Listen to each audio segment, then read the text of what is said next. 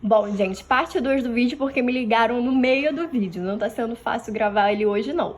Mas, enfim. Então, ó, esse B representa a base. Qual é a base do quadrado? É essa partezinha aqui de baixo, tá bom? Como o quadrado ele tem a mesma medida, qualquer um desses lados poderiam ser considerados como base. Mas a gente vai considerar a parte de baixo, que é o que a gente comumente chama de base. Aquela parte ali de apoio, tá? E a altura? A altura é essa outra medida aqui. Como tanto a medida da base como a medida da altura é a mesma, a gente vai simplesmente substituir as letras pelos valores. Então, aqui no lugar de B, eu vou colocar o 2, que é a medida da base, e aqui no lugar do H, eu também vou colocar o 2, porque o 2 é a medida da minha altura. E aí, eu vou ficar com 2 vezes 2 é 4. A diferença vem agora na hora de colocar a nossa unidade de medida. Vai continuar sendo centímetro, ok? Só que ele não vai ser um centímetro sozinho, ele vai ser um centímetro ao quadrado. Quando a gente fala ao quadrado, é porque a gente tem uma potência em que o nosso expoente é o quê? 2. Então, sempre que a gente estiver trabalhando com o conceito de área, a nossa unidade de medida vai ter como expoente o número 2, tá bom? Por quê? Porque aqui, ó, a gente está multiplicando 2 centímetros vezes 2 centímetros, ok? Aqui o nosso retângulo. Então, se eu fosse calcular o perímetro desse retângulo, vocês sabem que o perímetro é a soma de todos os lados da figura. E além disso, vocês sabem que os lados paralelos do retângulo são congruentes. O que significa congruentes? Que eles têm a mesma medida. Então, eu sei que esse lado aqui, que é paralelo aos 4 centímetros, ele também vai ter 4 centímetros. Eu sei que esse lado aqui, que é paralelo aos 2 centímetros, também vai ter 2 centímetros. Então, para o cálculo do perímetro, eu ficaria com 4 mais 2 mais 4 mais 2 novamente.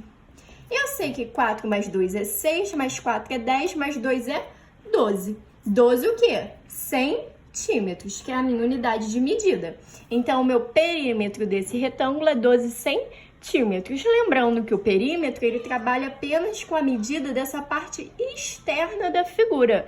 Agora, quando eu for falar de área, eu tô falando da parte interna dessa figura. Eu quero saber a medida aqui de dentro, tá? Então, a área, eu vou usar aquela formulazinha que eu falei pra vocês, que vai ser a base vezes a altura. Quem é a base do meu retângulo? É aqui o comprimento, essa parte maior, tá bom? Então, essa base aí, ela mede 4 centímetros. Então, aqui no lugar do B, eu vou colocar o 4.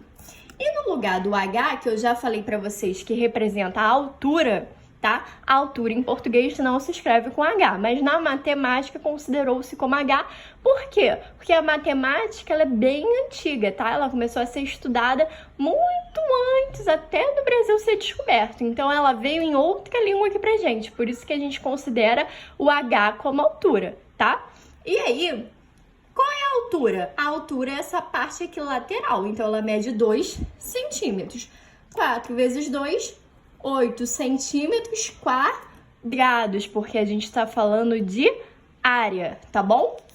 Aí eu botei aqui, ó, fórmula da área do quadrado do retângulo é B vezes H, que significa base vezes altura. Então, com o tempo, isso aí vai entrar na cabeça de vocês nunca mais vão esquecer que a fórmula para cálculo de área do quadrado e do retângulo é base vezes altura.